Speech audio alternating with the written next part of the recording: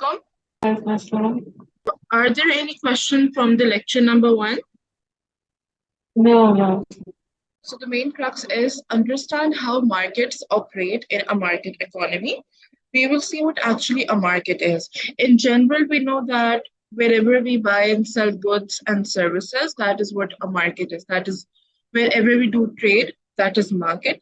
And market economy, that is when we do trading in terms of whole economy. But let's learn it in terms of economics as well. So market is actually an economic system in which economic decisions and the pricing of goods and services are guided by the interactions of a country's individual citizens and businesses. That is like most of the cases, the businesses are the price makers. They just make the prices and we are bound to take on that prices. That is how market runs. A market is any place where market makers, distributors, or retailers sell and consumers buy. Examples include shops, high streets, or websites. It is not necessary that markets only exist on supermarkets. Like even in our homes, we are doing trading. For example, um, let's exchange a phone with siblings. That is what we are doing. We are doing a trade, and it's in a home market. Clear? Yes, it is clear. Okay. A market economy is an economic system where two forces known as the supply and demand direct the production of goods and services. Market economies are not controlled by a central authority like a government and are instead based on voluntary exchange. That is, there is no role of government in the supply and demand. It is actually on the basis of producers and suppliers, and as well as the consumers and buyers. It only depends on them. There is no role of the government in it, except in the exceptional cases like monopoly, etc. Then we have some examples as well that like countries like US, Japan, and the UK are examples of market economies. In these market economy countries, individuals and own most of the resources. That is, most of the resources, that is the raw materials or even the secondary raw materials are within these states. And then have you seen that even the iPhone is manufactured in China? Yeah. Raw materials are from the main markets, but they are manufactured in the low developed countries because the cost is less. Their economies are not controlled or regulated by a central authority. Instead, the forces of demand and supply influence the core market activities. It is like the whole process, or you can say the whole crux is demand and supply. Then we have that in a market, again, that's an explanation further. In a market economy, most economic decision making is done through voluntary transactions according to the laws of supply and demand. That is, through the will of the consumers and producers. Again, it gives the entrepreneurs the freedom to pursue profit by creating outputs that are more valuable than the inputs. That is, initially, our raw materials are not that worthy. But as the process goes on of the processing and we get the output, we add value to it. That is the added value cost. The product comes up with an excellent quality and with an excellent shape. For example, we have rice. It's a raw material. But when the processing goes on, we have the variety of rices in the market, that is basmati, super basmati, and so on. And the prices varies accordingly. Economists broadly agree that market-oriented economies produce better economic outcomes, but differ on the precise balance between markets and central planning that is best for a nation's long-term well-being. That is, it is very necessary for the well-being of the economy or the nation to run for the long time that there should be precise between the markets, that is the supply and demand, and the planning. If your planning is good, then the supply and demand won't be affected at all. Now, the 2.1 is actually comparing different types of market-based economies and their alternatives. First of all, the market economy is a market system. Again, it's a further explanation of the market economy, where businesses independently produce goods and services based on the demand in the market. That is, when the consumers demand for some products, for example, any XYZ product, then producer starts to make those products. For example, currently, as the population is getting towards more healthier options, they are asking for more fiber-oriented products rather than carbs. So the manufacturers are actually working on the fiber-oriented products rather than the carbohydrates.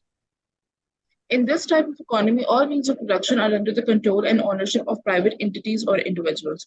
That is, all the economy, like all the private market, or you can say types of competitions, are run by the private entities. That is, in the name of partnership or in the name of mergers or acquisitions. They are free to invest, produce, or trade as per their will without any government interference. Of course, they do whatever they want to do or whatever is better for their business, not for the society. When consumer purchase goods and services, it sells the economy their preferences. That is what in Pakistan, the main purchasing of the common man is about wheat, rice, sugar. So that is all. That is why we are depicting as an agricultural economy, because our economy is represented by these things. Clear? Yes. Okay. Businesses try to produce more of such goods at the least possible cost to meet the demand. Um, there are many examples to it. For example, the telecom company, they sell their services in a very high rate because they're providing with a good quality. But at the same manner, for example, the PTCL, it's like our national brand of Pakistan of producing the internet broadband services. But the problem is they're not that much expensive, but their quality is also very vain. It is very low. Since the profit motive primarily derives them, they try to charge the highest possible price. However, competition among sellers keep the prices low. Obviously, if your product is price elastic, that is, the majority of them are taking the same product, then you cannot increase the price of the particular product. Now we will be discussing the market. So the first market is the perfect competition. I'm sure you have learned these earlier as well. Yeah, Okay. I do. Like in your AS, I think yes, in your AS. Yes. So these are a few points with the perfect competition. Every firm has the same products to sell. That is, in a market, there are different competitors, and everybody is selling the same, for example, a bread. Now, the price of the product is not influenced by the market share. That is, the the perfect competition owners are the price takers. They are not the price makers. The price of product is not influenced by the market share done. The new entrants do not face any barrier to entry to the market. That is, anybody can come into the market and sell their product because they're like all of them are getting the same profit and same losses at the same time. There's transparency in product information with the consumers. That is, there's no hidden information behind the bar. Everything is clear and vain.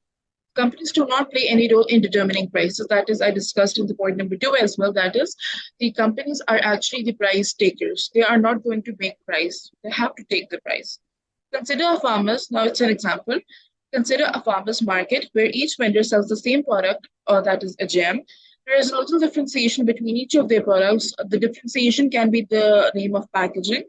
It can be in the change of color. It can be change of taste, a bit of a better product packaging. As they use the same recipe and they each sell them at an equal price. That is, if you are making a strawberry jam or you are making a peach jam, the product is same. That then we have a monopoly. First, we discussed the perfect competition, and now we're going to discuss the monopoly. So it is a market system where there is no competition between sellers and only one seller sells the product to the public. That is, for example, Microsoft in Windows, De Beers in Diamonds, your local natural gas company. Like in Pakistan, we have Sweet Gas. Now, there is no alternative for the gas.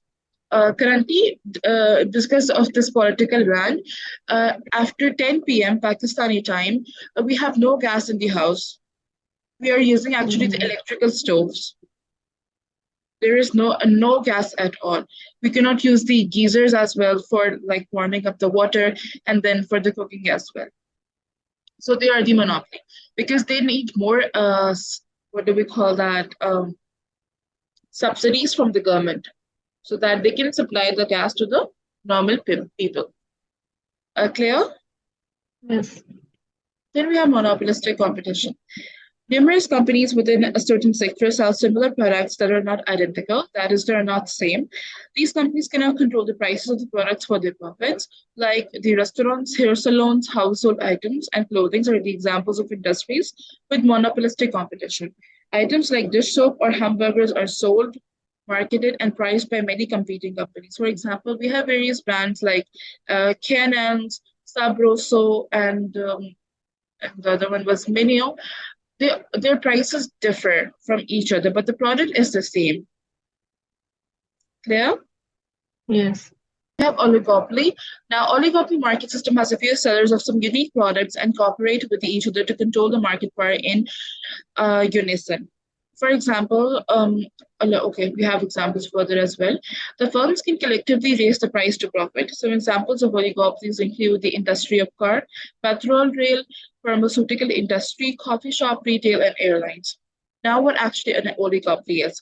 They are selling a unique or USP product that is not available easily in different or the various industry. For example, the spare parts of Hyundai cannot be provided by the Toyota, so they charge according to their own firm price. Then the petrol retail. Currently in Pakistan, the price hike of the petrol is exactly same as if it was in the UK past 6 months before. So they can charge as much prices as they can, and we are bound to give them those money because we are like dependent on our production. We cannot run our factories by our own selves and the cars as well. Clear? The oligopoly Yes. concept? Yes. Okay. I said it. Okay, I didn't listen. Excused. Then we have oligopsony. Oligopsony is a market system comprising a few powerful buyers and numerous sellers. That is, we have a large amount of sellers but a very few amount of buyers. It could be probably a niche market. It is oligopsony, and it is usually seen in the markets for the inputs, that is, or most probably the raw materials. The fast food industry is a good example of the oligopsony. For example, a small number of large buyers, including the McDonald's, Burger King, and Wendy's, buys a huge amount of the meat produced by American ranchers. Are you getting the point now? That is, they have the powerful buyers, but the numerous sellers. There are a few butcher companies. No, I still no, I still like didn't get the Okay, okay. I'm concept. actually explaining it. See, it has the main key of the oligopsony is that they have the powerful buyers and numerous sellers. By this, I mean the buyers are the big companies. That is the McDonald's, for example. They are bound to Yeah. buy a meat from the butchers, and the butchers are in the numerous amount of sellers. They are actually selling to the Burger King as well and to the Wendy's as well. Now it is the depends on the brand that how they are producing that meat more attractively. We cannot compare the burgers of McDonald's to the burgers of Burger King, right? They both are Yeah. very different from each other, but the meat is same. We are getting from the one seller. Is it clear now? Okay. Then we have monopsony. Monopsony is a market with only one buyer and multiple sellers. That is, the buyer is at the only one, and we have many sellers to it. The buyer controls the market. That is, we and you are the buyers. We control the market. If we are up to buy that product, we are going to set the prices. For example, Walmart, Microsoft, and Google have also been called monopsonies. Why Walmart? For example, if the prices of bread, although it doesn't matter, but if the prices of the bread increases in the Walmart, what do the customers do? They go to the Sainsbury because their prices are comparatively low. So the Walmart cannot increase the price, no matter what. Clear? Yes. Then at the 2.2, we have the concept of utility. And by utility, we mean satisfaction as well. And its relation to demand, that what is the relation of utility towards the demand. So first we will discuss utility. A term in economics that refers to the total satisfaction or benefit for consuming a good or service. For example, we ordered a pizza, we are very hungry, we started to eat one slice. the level of satisfaction is going to something else as compared to the level of satisfaction which we are going to eat the last slice, for example, third or fourth one. Do you agree with it? Yes. We can take another example as well. Uh, for example, we have ordered few burgers from different brands. We are hungry at the moment. We took a bite from a burger which we ordered from McDonald's. We like it tasted like a heaven to us. But as soon as our satisfaction level dropped down, that is, we're getting full, we're getting satisfied, we won't be interested in the other brands of the burgers as well. Now is it better clear? Yes. Yes. Okay. In economics, utility is a term used to determine the worth or the value of a good or service. More specifically, utility is the total satisfaction or the benefit derived from consuming a good or service. Economic theories based on rational choice usually assume that consumers will strive to maximize their utility. Every human wants to maximize their utility. That is how whole economic system is actually going on. Now, what actually a law of demand is? Demand is that is whatever the consumers are demanding from the consumer is willing, the price a consumer is willing to pay for a good depends on its marginal utility, which declines with each additional unit of consumption, according to the law of diminishing marginal utility. Now, it is a simple rule. We are bound to pay the price of whatever the good we are purchasing from the purchaser. Now, its utility is going to decline as we are going to buy more and more. Is it true? Yes. So that is what a marginal utility in terms of demand is. And the law of diminishing marginal utility is also this is the basically this is the whole concept of diminishing marginal utility that interacts with the law of demand. So the price decreases for a normal good when consumption increases. Now, what are the normal goods? They are the one which are like the basic water, wheat, sugar. The price and quantity demanded are inversely related. That is, when the price of a product, or you can say the price of Pepsi increases, the demand of the Pepsi is going to decrease, and vice versa. When the price of Pepsi is going to increase or decrease, the quantity demanded, that is by the consumer, is also ultimately going to be increase or decrease. Is that clear? Do I have like a whiteboard here? Okay, let's try to write it off. Okay. When the price increases, quantity demanded ultimately decreases. This is actually the whole law of demand. Is it clear? And when the price decreases, say for a Coke or any other drink, the quantity demanded ultimately Yes. increases like that. This is the main crux. This is how I did all my A levels and ASE Yeah. economics. That's it. This was actually the relationship with the utility and the law of demand. I hope it's clear, right? Yes. Then we have 2.3. This is these actually are the basics which you have learned, and even I have learned in our A levels. It's just Yeah. I'm just refreshing it so that you can do your assignments very gratefully. You can score a distinction or A grade, inshallah. So the 2.3 is discuss the relationship between demand, supply, and price. This whole course is actually relying on these things. Now, what's a demand?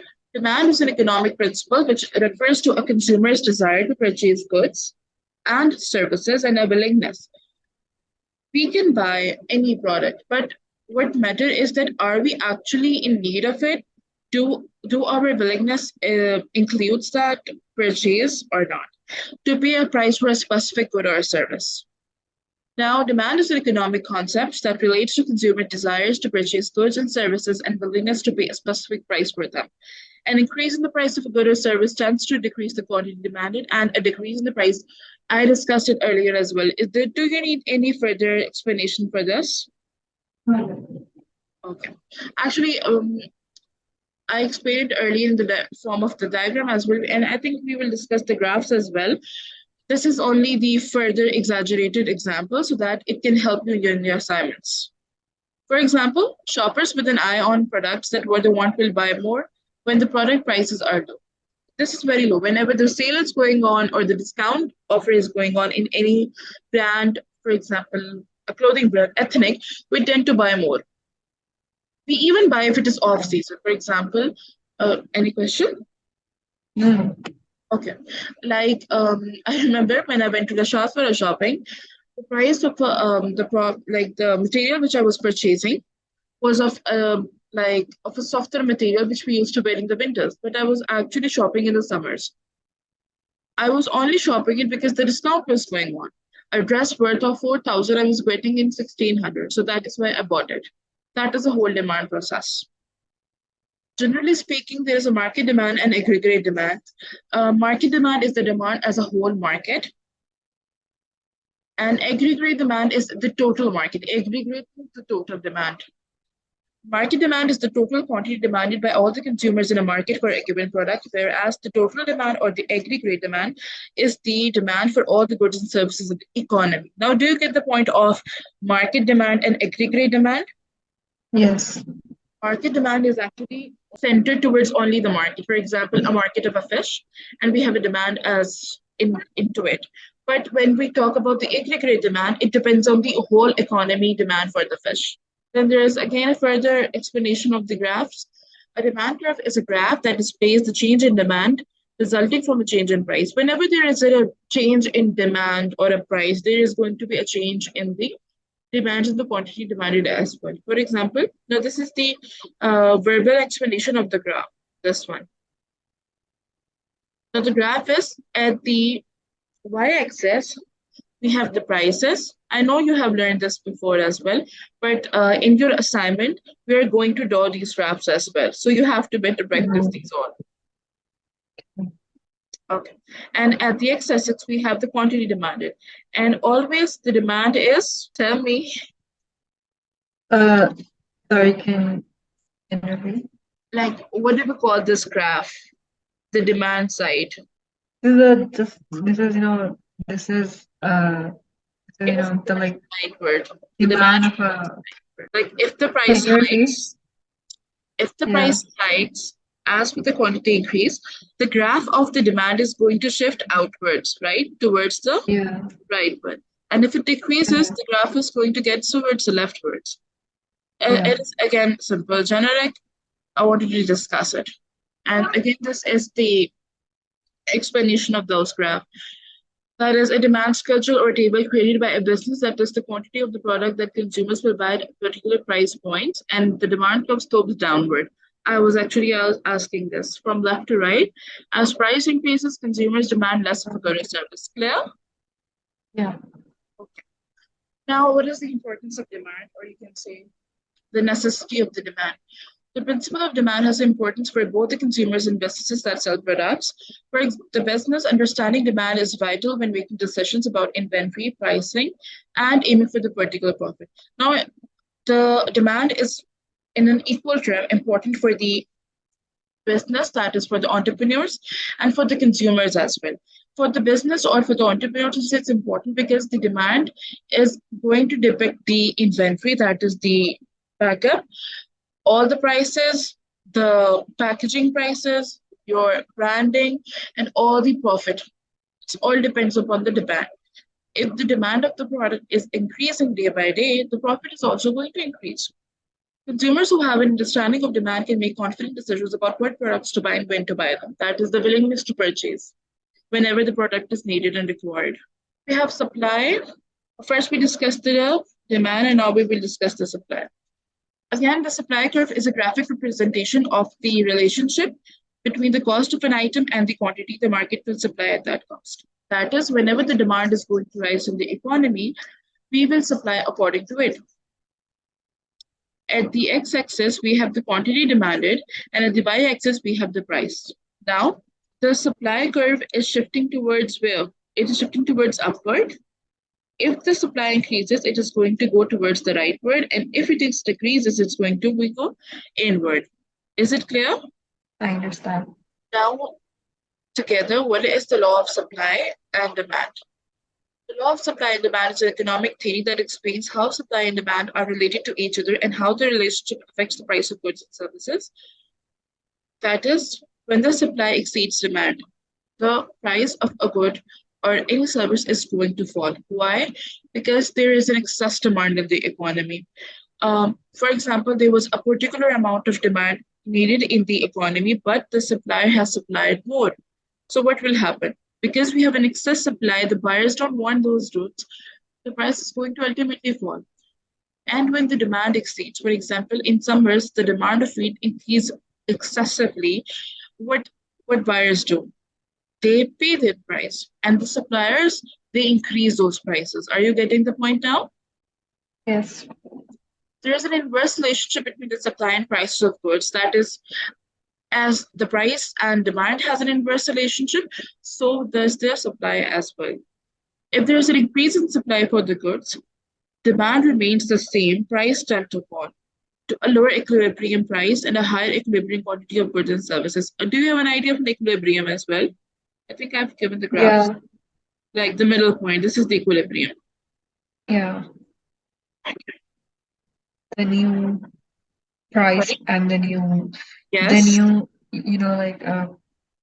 the new, price and then the new quantity. quantity Yes. And for this point, equilibrium. yes, it's going to be an equilibrium. Like this was the P1.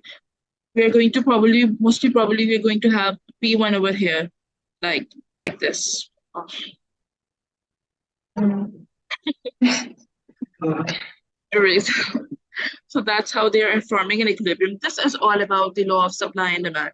Whenever the supply meets the demand, we are going to form an equilibrium and the price is going to increase. Now, what is an excess of supply? That is, um, the demand was stated to be at price one, but the producer supplied more. So over here, like at this portion, we're going to have the excess supply and the demand always lie neat over here. Do you get the point? Yes. This part is excess of demand and this part is excess of supply. This was actually the whole story of what actually the supply of law of supply and demand is. Even I will give it the examples as well. Like for example, we have a luxury car which like company sets the price of its new car model at $200,000, while the demand must be high due to the company hyping and creating a buzz for the car. Most consumers are not willing to spend that much of an amount. What happens? The sales of the new model quickly fall, creating an oversupply and driving down demand for the car, and we ultimately gets the price towards 150,000, and ultimately the price and the supply and the demand will occur to the equilibrium price. For example, at P1 the price was 200,000, but at the P star the whole market and the buyer decided to get the point at 150, 100,000, and then we buy the car, and that is how the equilibrium formed. This was the new equilibrium price. I think it's visible at supply S2 and demand A2. Clear? Yes. Perfect.